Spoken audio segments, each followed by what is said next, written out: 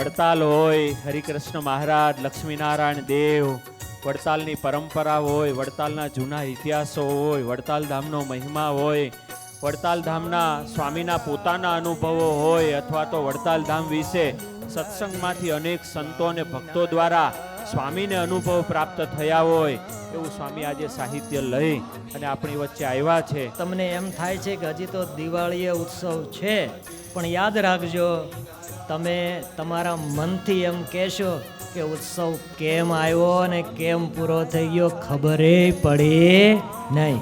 આવો દિવ્ય અને ભવ્ય ઉત્સવ એટલા માટે થશે કે અત્યારે હજારો હરિભક્તો વંદના પાઠ કરે છે, હજારો હરિભક્તો ઓરડાના પાઠ કરે છે, હજારો હરિભક્તો જનમંગલ, નામાવલી, સ્વામિનારાયણ મહામંત્રની ધૂન, પદયાત્રાઓ, સંમેલનો કરી રહ્યા છે.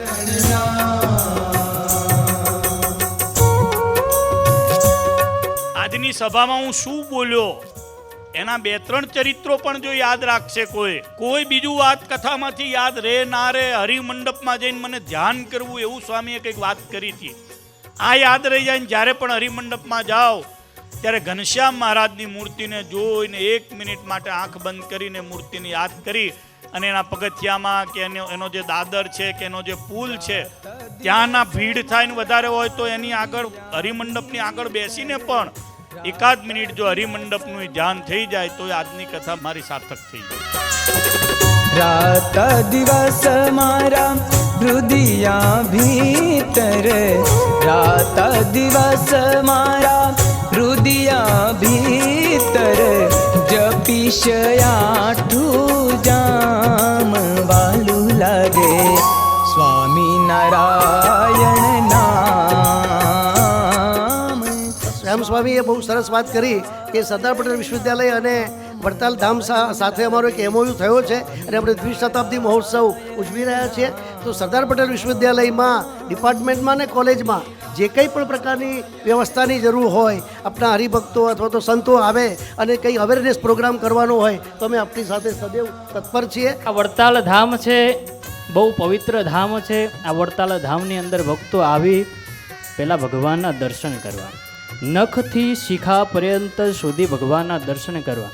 દર્શન કર્યા પછી પ્રદક્ષિણામાં ફરી અને ત્યાં સીડી ઉપર ઓટલો છે અથવા તો કોઈ પણ ધર્મશાળાની અંદર, સભા મંડપની અંદર જઈ અને બેસી અને ભગવાનના મૂર્તિનું ધ્યાન કરું કે ભગવાને આજે કેવા વસ્ત્રો પહેર્યા, કેવા અલંકારો પહેરે છે. જો મૂર્તિ હૃદયની વિશે આવે, જ્યાં સુધી બીજી વાર તમે દર્શન ન કરો ત્યાં સુધી મૂર્તિ હૃદયની વિશે વસી જાય ત્યારે સમજો કે તમે દર્શન કર્યા છે.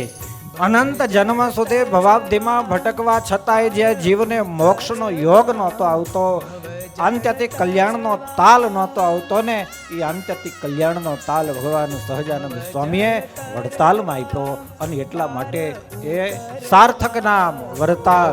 જળ તરવા પાર ઉતરવા ઠરવાનું છે મારે. આપણી વચ્ચે સત્સંગમાં દ્વિશતાબ્દી મહોત્સવના નિમિત્તે એમાં ખાસ કરીને માંજલપુર વડોદરાનું સંમેલન ખૂબ સરસ થયું. ઉમરેઠ, કલાલી, ધાંગધ્રા, ઇટાળવા, નવસારી, વાડી વડોદરા, ચાણોદ, પારીખા, વિરમગામ, રામપુરા સુરત, ઇન્દોર મધ્યપ્રદેશ, વસ્થળી, સુરેન્દ્રનગર બાજુ, સેવાલિયા, વલેટવા, મોરબી, ત્યારબાદ પાદરા, બોડેલી, તારાપુર બોડેલી, ધોલેરા, આણંદ, આવા અનેક સ્થળોએ 30 કરતાં અત્યાર સુધીમાં મોટા મોટા સંમેલનો થઈ ગયા છે. દ્વિશતાબ્દી નિમિત્તે ઘણા બધા મહાસંમેલનો છે. આજે છાણી વડોદરા મુકામે અત્યારે મહાસંમેલનનો પ્રારંભ થયો છે. રાત્રે ત્યાં પૂર્ણાહુતિ થશે. મહારાજ શ્રી ત્યાં પધાર્યા છે.